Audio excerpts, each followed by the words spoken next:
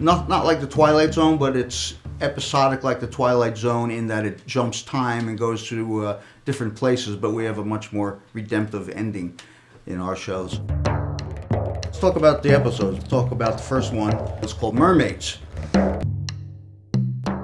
So, Mermaids is a story of a young girl who was dealt a really unfortunate situation, a situation that no young girl should have to go through, and that's the death of a father, a death of any parent, whatever it may be, and how she would have to cope with it. Tori Feinstein, who we were so lucky enough to have, we worked with on Dove and Mayer, just really came in and put her heart into this project, and we couldn't thank Tori enough for that, and couldn't be more pleased with the Feinstein family and Tori for preparing for this role.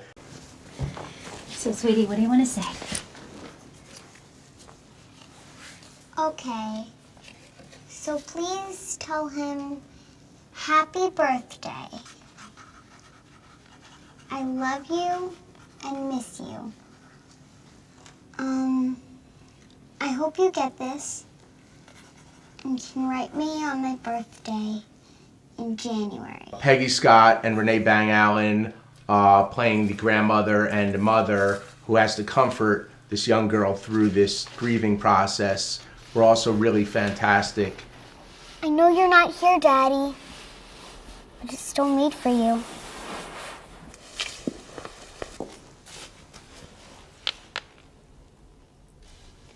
You ready to send Daddy his surprise?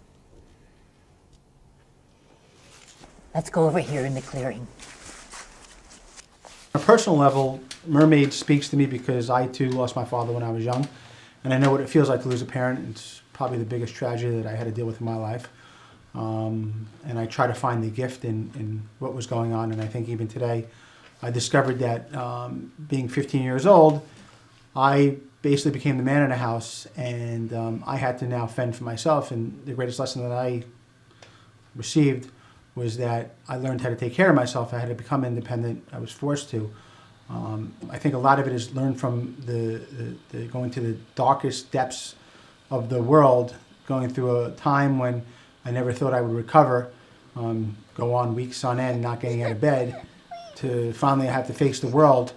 And so I can understand what poor little Desiree is going through. And it's just amazing to see how some really incredible people came together to put a smile on this little girl's face in the way that they did it. So it felt really good to see the beauty coming out of the tragedy. And it seems like the ongoing theme here. But we have to find it. We have to find the beauty in everything. There's a gift in everything that we receive. We have to take the time to figure out what that is. So. And that's the reason we call the small miracles, as Judd and Catherine, or Esty and Mort, as their names are, in the show. Because somewhere there's a redemption here. And in Mermaids, it's an unbelievable story that some people don't even believe happened, but it happened. Also, I would just, for me, it was in terms of the order which we shot things. Mermaids was the first show that we shot with not so much time. And I had come into this, as I mentioned earlier, wanting to shoot this black and white and impressionistic type of show with great acting, which we did, thank God. But Playhouse 90, the Westinghouse Theater, all those old 50s shows, and the Twilight Zone really, really influenced me. And I loved those shows. I watched them on YouTube. I was too young to see them when they first came out, by a couple of years.